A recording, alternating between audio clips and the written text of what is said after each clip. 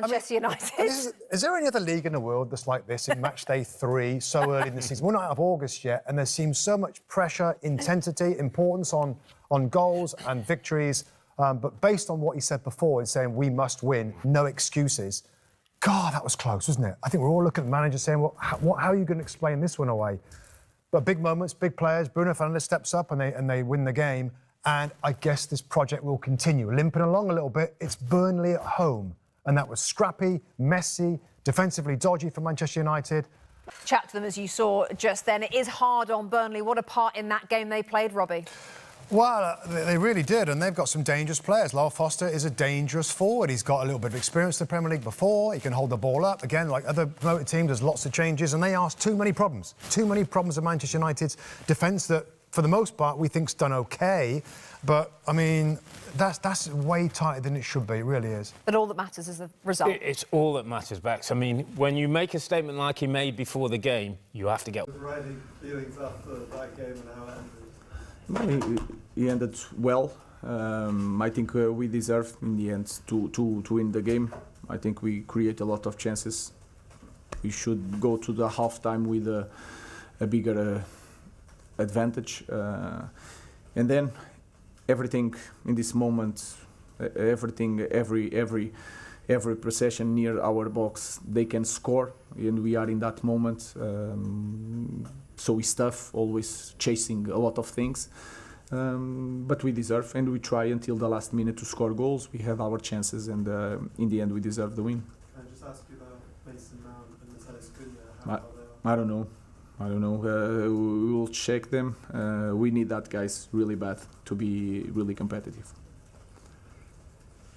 Rob? Yeah, you said yesterday, Ruben, that sometimes you love your players and sometimes you hate them. Sometimes a bit in the middle. I imagine you went through all of that. Yes, some moments, but when they put the effort, I will always love them.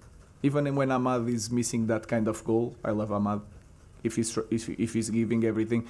And I think that is the we need to understand that we should have always be on this level of effort, because even in the game we play well in the beginning. I think we struggle when we change the characteristics of the players, because the match is not so perfect, and you can feel it. The team struggle a little bit, especially in the second half. But the effort was always there. We try to put the ball in the box.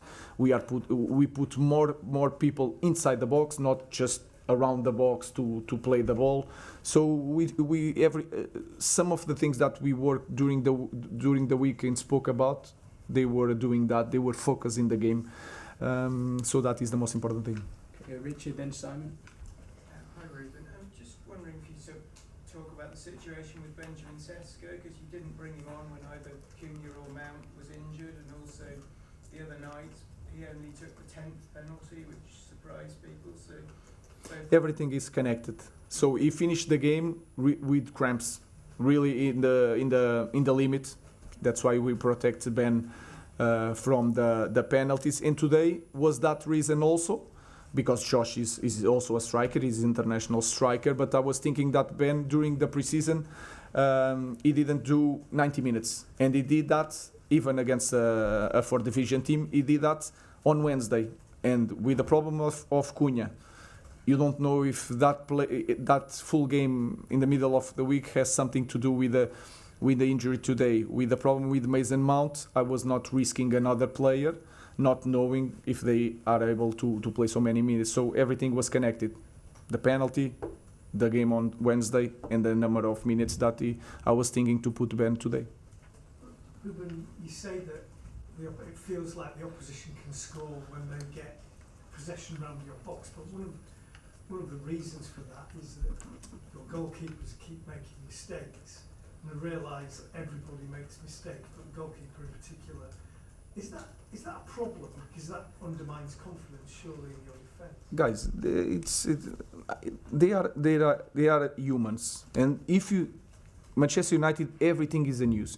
Everybody talk about the goalkeeper, and you can see I can change the goalkeepers and the situations happen. We are in that moment. I think it's hard to be a Manchester United goalkeeper in this moment. But if you look, the first goal, we can defend better the box.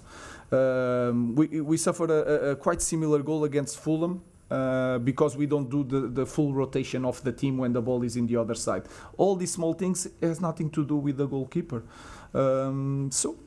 Players are struggling a little bit with all the things that around the club. That is normal. So it's not just the goalkeepers. I think everybody has to improve. Here you go, Laurie, and then finish with Sam. Are you pleased with how you played responded after Wednesday in terms of the team collective, the moves that you've created look like they've been worked on at the training ground?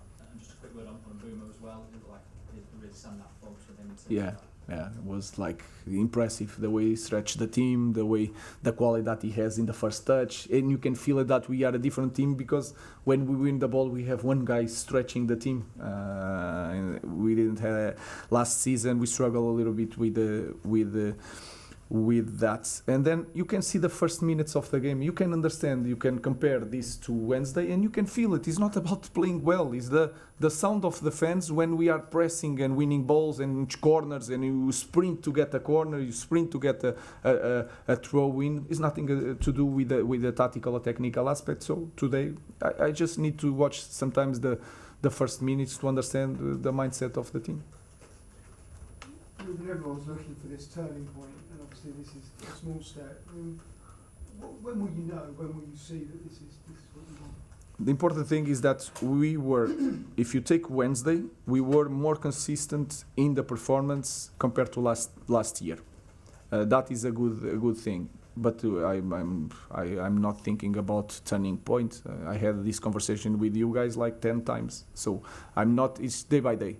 I'm happy we return, sometimes playing well or not so well. We return a little bit the team that we should be. Competitive, creating chances, we need to score. Sometimes we block the opponent in their half, we press really high. So we have a lot to do, but we return a little bit to our level too. Man United suffer blow as Matheus Cunha has to go off injured against Burnley with Benjamin Sesko snubbed by Ruben Amorim in bizarre decision. Manchester United star Matheus Cunha had to be substituted due to injury during the first half of his side's game at home to Burnley. Cunha, who joined United from Wolves this summer, was withdrawn in the 31st minute at Old Trafford. Somewhat surprisingly, it was Joshua Zirkzee was chosen to replace Cunha rather than Benjamin Sesko. Sesko has endured a difficult start to his United career following his switch from RB Leipzig. The striker was reluctant to take a penalty during United's shootout defeat against Grimsby in the Carabao Cup in midweek, and ended up being the final outfield player who was called upon. Although he managed to convert, Sesko received some criticism for not stepping up earlier. Manchester United's Matheus Cunha had to be substituted due to injury against Burnley. Cunha suffered the problem in the 31st minute of the game at Old Trafford. United surprisingly elected to bring on Joshua Zirkzee for Cunha instead of Benjamin Sesko. Ruben Amorim's side lost 1-0 at home to Arsenal in their first Premier League game of the season before drawing away to Fulham.